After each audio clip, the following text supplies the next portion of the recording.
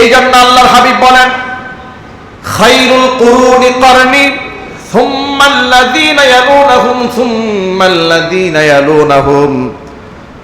আল্লাহর নবী সাল্লাল্লাহু আলাইহি সাল্লাম বলেছেন, সর্বশ্রেষ্ঠ যুগ হচ্ছে আমি মুহাম্মদ সাল্লাল্লাহু আলাইহি সাল্লামের যুগ, এরপরে পরবর্তী যুগের তুলনায় আগের জমানা শ্রেষ্ঠ, এর পরবর্তী যুগের তুলনায় আগের জমানা শ্রেষ্ঠ।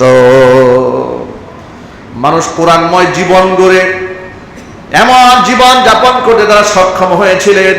হযরত আলী কাররামাল্লাহু ওয়াজহা জিহাদের ময়দানে প্রতিপক্ষের সাথে লড়াই করছে, প্রতিপক্ষ সুযোগ পেলে হযরত আলীর কল্লা উড়াই দেবে, কিন্তু আসাদুল্লাহিল গালিব, আল্লাহ পাকের বিজয়ী সিংহ হযরত আলী শত্রুকে পরাস্ত করে তলোয়ার নিয়ে যখন তার গলার মধ্যে ধরেছে, শত্রুকে পায়ের নিচে যখন চাপ দিয়ে ধরেছে, কাফের শত্রু মনে মনে ভাবলো আলীকে তো কিছু করতেই পারলাম না, অন্তত পক্ষে রাগে গুসায় একটু থুতু হযরত আলীর মুখের মধ্যে মেরে দেই, কিচ্ছু তো করতে পারি না, আমি তো শেষে হয়ে যাবো, এখন মরে যেহেতু যাবো, যাওয়ার সময় হযরত আলী কাররামাল্লাহু ওয়াজহার মুখের মধ্যে থুতু মেরে দিয়েছে। হযরত আলীর মুখে যখন থুতু মেরে দিয়েছে, আপনারা একটু চিন্তা করেন নিজেকে, আমি আমাকে দিয়ে চিন্তা করি, আপনি আপনাকে দিয়ে চিন্তা করেন, আপনার শত্রু ওর হাতে তলোয়ার আপনাকে হত্যার চেষ্টা করছে, আপনিও যুদ্ধের মধ্যে রণবীর, আপনি চেষ্টা চালিয়ে যাচ্ছেন, ও সুযোগ পেলে আপনাকে টুকরা টুকরা করে ভাগা দেবে। এমন একটা শত্রুকে আপনি পরাস্ত করে পায়ের নিচে চাপ দিয়ে ধরেছেন, এখন তলোয়ার চালাবে, ঠিক এই মুহূর্তেও আপনার মুখের মধ্যে থুতু মেরে দিয়েছেন। এই আচরণ যদি আমাদের কারো সাথে হতো, আগে যদি করতাম 10 টুকরা, এখন করতে 100 টুকরা। কথা বলতে হবে, ঠিক কিনা বলেন? মিজাজটাই এত খারাপ হয়ে যেত, আগে 10 টুকরা হলে এখন কয় টুকরা হতো? 100 টুকরা করে ফেলতাম। ওই যে দেখেছেন না, ওই যে বাংলাদেশের কোন এক এমপিকে ভারতে নিয়ে টুকরা টুকরা করে কিমা বানায় নাকি ছেড়ে দিয়েছে। নাউযুবিল্লাহি মিন যালিক। আল্লাহ এই ধরনের নৃশংস ঘটনা থেকে এই জাতির প্রত্যেকটা সন্তানকে হেফাজত করুন। মনে রাখতে হবে সকলকে, কামা তাদিনু তুদানু, যেমন কর্ম তেমন ফল। এদেশের এমন অনেক মানুষ দুনিয়া থেকে মারা যায়, যাদের জন্য ইন্না লিল্লাহর বন্যা বয়ে যায়, লোকেরা শোকের মাতম করে চোখ থেকে পানি ঝরায়। আবার এমন লোক মারা যায়, নিজের সন্তানও চোখের সামনে ছটফট করে আত্মীয়স্বজন দেখতে থাকে, মরতে থাকে, কিন্তু তার জন্য আহ উহ করার লোক শব্দ এই দেশে লোক খুঁজে পাওয়া যায় না। অনেক লোক তো মারা যায় আর ফেসবুকে আলহামদুলিল্লাহ লেখা হয়, ঠিক কিনা বলে? কেউ মারা গেলে মানুষ ইন্না লিল্লাহ পড়ে, আবার কেউ মারা গেলে মানুষ আলহামদুলিল্লাহ পড়ে। এমন জীবন আপনাকে কে গঠন করতে বলেছে আপনি মরলে লোকেরা আলহামদুলিল্লাহ বলবে? নিশ্চয় আপনার পাপের পাহাড় আপনি এরকম ভারী করেছেন, আপনার মৃত্যুতে আকাশ জমিন খুশি হয়ে গেছে। কথা বলেন, ঠিক কিনা?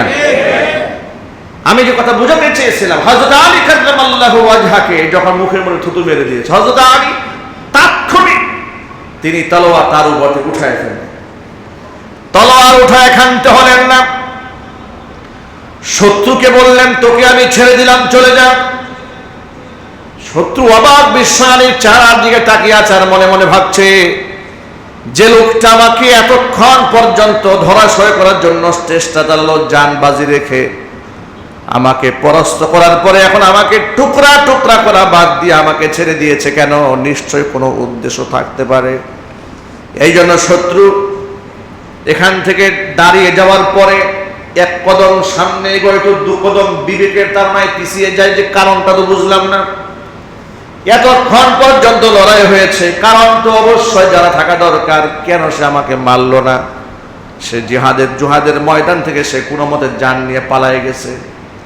পরবর্তী হযরত আলী কাররামাল্লাহু ওয়াজহার কাছে জানতে চাওয়া হয়েছে, কেন তাকে এই সিচুয়েশনে তাকে হত্যা তিনি করলেন না? হযরত আলী বলেন, মুসলমান নিজের খায়েশ মেটাবার জন্য কোনোদিন মানুষ হত্যা করে না।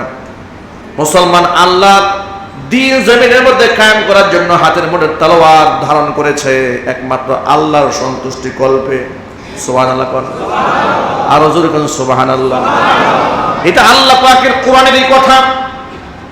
ইন্নাল্লাহা আশতারা মিনাল মুমিনিনা আনফুসাহুম ওয়া আমওয়ালাহুম বিআন্না লাহুমুল জান্নাহ يقاتلون في سبيل الله فيقتلون ويقتلون নিশ্চয় আমি আল্লাহ ইমানদার বান্দাদের কাছ থেকে খরিদ করে নিয়েছি তার জান এবং মাল, বিনিময়ে তাকে আমি জান্নাত দান করেছি।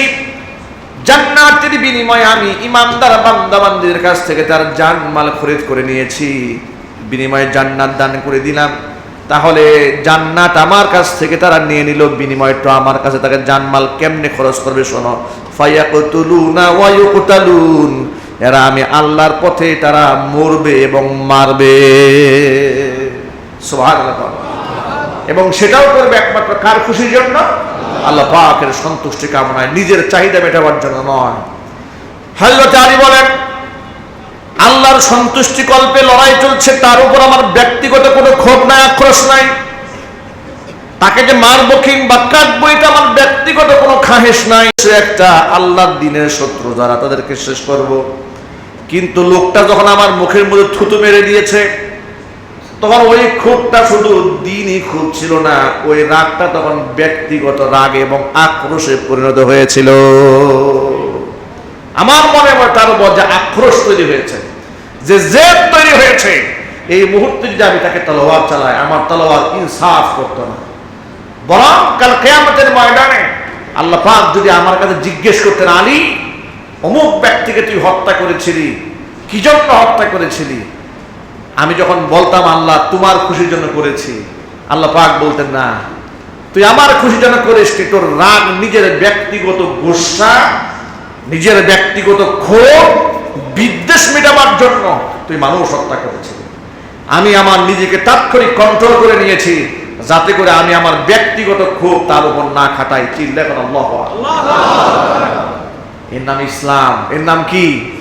ইসলাম। এই আচরণের কথা শুনে ওই শত্রু কালিমা পড়ে মুসলমান হয়ে গিয়েছে। আল্লাহু আকবার বলে।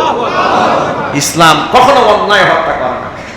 অন্যায় হত্যা তো দূরের কথা, অন্যায় ভাবে কারো গায়ে আপনি আঘাত করতে পারবেন না, টাচ করতে পারবেন না, আল্লাহ হারাম করে দিয়েছেন। যদি আপনি করেই ফেলেন, ইসলামী নিয়মতান্ত্রিক অনুযায়ী, ইসলামী আইন বিধি অনুযায়ী সমপরিমাণ শাস্তি আপনাকে ভোগ করতে হবে। কোরআন বলে দিয়েছে, ওয়াল জুরুহা কিসাস। ওয়াল জুরুহা কিসাস মানে আপনি যে আঘাতটা দিবেন, আপনাকে আঘাতের বদলা ফিরিয়ে দেওয়া হবে। আপনি একটা থাপ্পড় মেরেছেন, বিনিময়ে আপনাকে একটা থাপ্পড় ফিরিয়ে দেওয়া হবে। আপনি একটা চোখ কারো কানা করে দিয়েছেন, বিনিময়ে আপনার চোখটা কানা করে দেওয়া হবে। আপনি কারো কান কেটে দিয়েছেন, বিনিময়ে আপনার কানটা কেটে দেওয়া হবে। আপনি কারো দাঁত ভেঙে দিয়েছেন, আপনি যত বড় লাভ বাহাদুর হন না কেন, কাজী এই ফয়সালা দেবে। আপনি যদি সব কিছু প্রমাণ পাওয়া যায় যে আপনি অন্যায়ভাবে কারো দাঁত ভেঙে দিয়েছেন, আপনার দাঁতটা ভেঙে দেওয়া হবে। এই বিধান কে দিয়েছেন? আল্লাহ। তবে ফামান তাসাদদাকা বিহি ফাহুয়া কাফারাতুল লাহ। কোন ব্যক্তি যদি, যে ব্যক্তি হক পাওয়ার উপযুক্ত, কিসাস পাওয়ার উপযুক্ত, সে নিজের থেকে যদি ক্ষমা করে দেয়, যাই হোক না কেন, আমার একটা হাত সে কেটে দিয়েছে, আমি তাকে মাফ করে দিলাম। আমার দাঁত সে ভেঙে দিয়েছে, আমি তাকে মাফ করে দিলাম, ফাহুয়া কাফারাতুল লাহ, এটা তার জন্য কাফারা হয়ে যাবে। কিন্তু দাবি যদি সে না ছাড়ে, তাহলে পৃথিবীর সবাই মিলেও যদি ক্ষমা প্রার্থনা করে, আর যাকে হত্যা করা হয়েছে কিংবা যার দাঁত ভেঙে দেওয়া হয়েছে, যাকে আঘাত করা হয়েছে, সে যদি ক্ষমা না করে, ইসলাম বলেছে তাকে ক্ষমা করা হবে না, তার দণ্ড ঠিক নেওয়া হবে। এই বিধান আল্লাহ পাক কোরআনে দান করেছেন। আল্লাহু আকবার বলেন। এই জন্য অন্যায়ভাবে হত্যা দূরের কথা, কাউকে অন্যায়ভাবে একটা টাচও আপনি গায়ের মধ্যে করতে পারবেন না। যদি আপনি করেন, আর পেশি শক্তির কারণে দুনিয়াতে যদি আপনার বিচার না হয়, যেহেতু ইসলামী শরিয়া আইন নাই, আপনার পেশি শক্তি আছে, আপনি এখন মারতে পারেন, কাটতে পারেন, বলতে পারেন, গালিগালাজ করতে পারেন, আপনার বিরুদ্ধে অ্যাকশন নেওয়ার কেউ নাই। কিন্তু মালিক ইয়াউমিদ্দিন, বিচার দিবসের অধিপতি যিনি, পরকালে আহকামুল হাকিমিন আল্লাহ রাব্বুল আলামিন যেদিন আদালতে বসবেন কাজী হয়ে বিচার কার্য করার জন্য, সেদিন ওই মাজলুম মানুষগুলো আপনার বিরুদ্ধে বাদী হয়ে দাঁড়াবে, আপনি হয়ে যাবেন বিবাদী, আর সেদিন বিচারক হবেন আল্লাহ রাব্বুল আলামিন।